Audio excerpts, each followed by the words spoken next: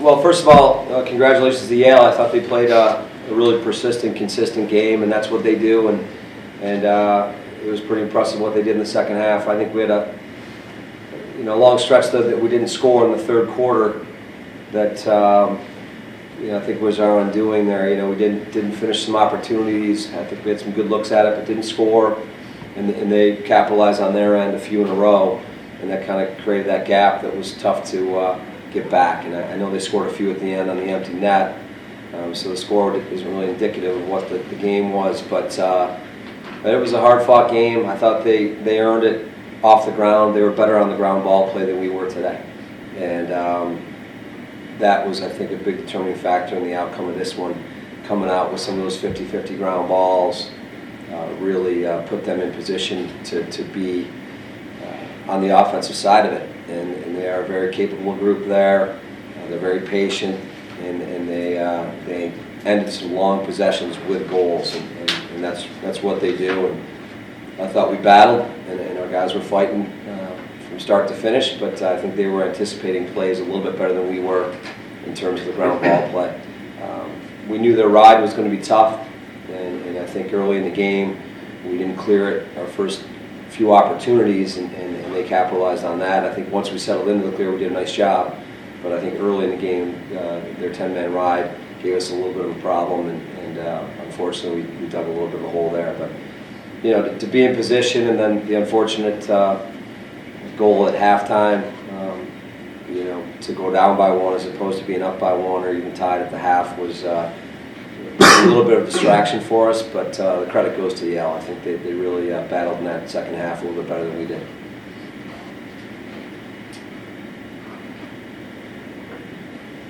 Going to the second half, third quarter, you scored right off the bat and just failed to score. What do you think attributed most to just the team's inability to put up another goal after that first quick one? Yeah, I think again they're one of the better defensive groups in the country, and I thought their goalie made a few nice plays. We were getting to him early, and I thought he was guessing, and I think he settled in a bit there in that third quarter. And you just have to bury those chances. I thought we had a few good ones, that hopefully we're going to put away as we continue to grow and develop. But they're a very good defensive team. I think the goalie made some nice plays, and unfortunately we didn't capitalize on some of those good chances. You mentioned that goal at the end of the first half. Did you ever get an official explanation for what the ruling was or what the thought was on that? Well, first of all, they threw the ball down to try to get to their attackman. The officials said it was a shot. So that's why they gave Yale the ball.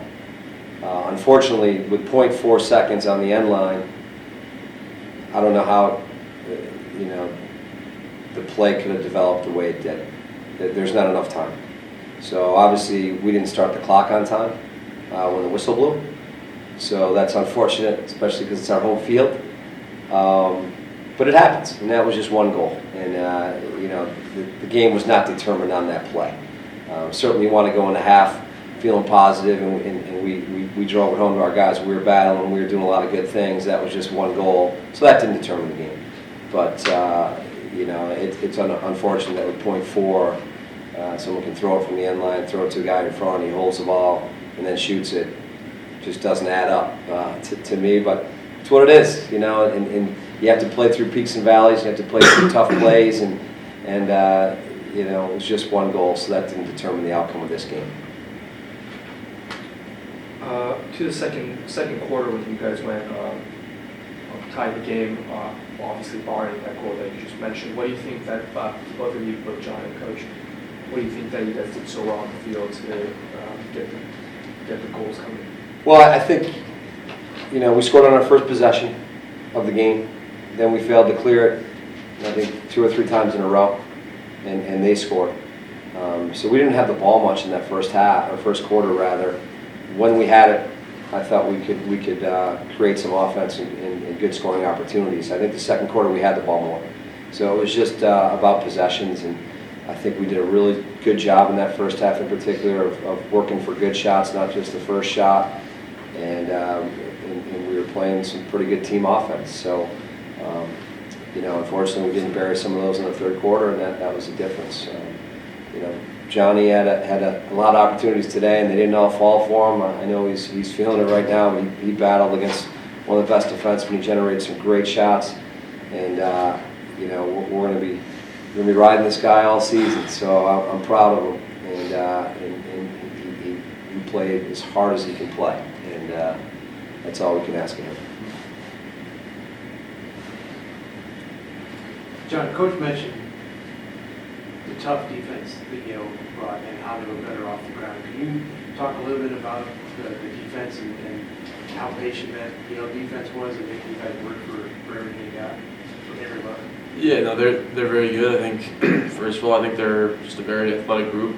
Almost all of them. They're lengthy. Their sticks are always in the passing lanes, and the big thing for them is they're just a team defense. They're not a bunch of individuals. They play really well together as a unit. So I think that's what makes them, pretty good on D. It's just their whole unit. All 6 or 7 of them, goalie included. When you're facing a defense like that as an offensive guy, is it tough to keep your patience, tough to keep that? You know what I'm saying? Like you don't want to rush things. You want it to be easy. But is it tough to hold back and remember? No, I would say it's probably the opposite. I think against a good defense like that, I think you become more patient, because you know how good they are. I think we wait more and try to generate the best look and not necessarily the first look. That's what Coach says too. We tee it up, get the ball around a couple of times, and dodge, initiate from the midfield, and really get that ball moving and wait for that key opportunity to shoot, because you don't really get too many of them.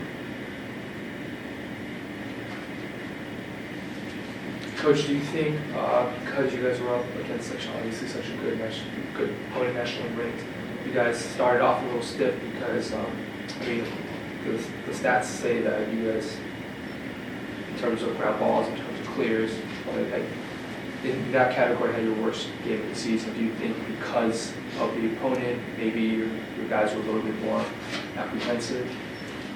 I don't think so. I think our guys were battling. We are a very young team, so I think nerves showed a little bit at times. I thought we turned over a few balls, and especially in that fourth quarter to have as many turnovers as we did. I know that's when we were pressing and trying to take some more chances, but I think we knew that they're a great riding team. They're one of the best in the country, and it's a little bit different to look at. So we worked on it the last 2 days, and unfortunately, those first few clears that we didn't get it over to our offensive end, we ran what we wanted to. We just overshot our teammate. We turned one over probably where we shouldn't have in terms of maybe a good defensive play by them. So I don't think it was anything in particular other than they're an aggressive group on the ground, and they just seem to be a step quicker to some of those ground balls. Certainly off the face-off X. They battled. They're a senior lead group on that defensive end. So when you have older guys that've been through it, they tend to be a little quicker to some of those tough ground balls, and that showed today. Also, one last thing for both Coach and John. Okay.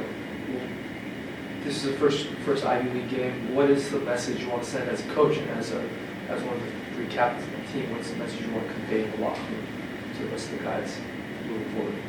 Well, it's only one game, and you just have to keep battling, and it's about the way we practice. And now we're in the Ivy schedule, so each week is going to be those types of games. It's going to come down to the ground ball play like every game, and everybody knows each other very well in terms of the coaching staffs and the scouting, and it comes down to making plays. So, there's no panic in that locker room. There's no panic for me. This team is really progressing, and I'm excited about where we're going right now. Obviously, we're smarting a little bit right now. We wanted to win this one, and you hate to lose on the cough, and you hate to lose your first Ivy game. It's just one game. So, I'm not too concerned with where we are. I'm focused on where we're going to go. And, in terms of the captains, they've done a remarkable job with some young legs in that locker room, and I know that John and Matt and Brunny are going to do a great job, and they'll have probably the same message, right, John? Same one. Nope.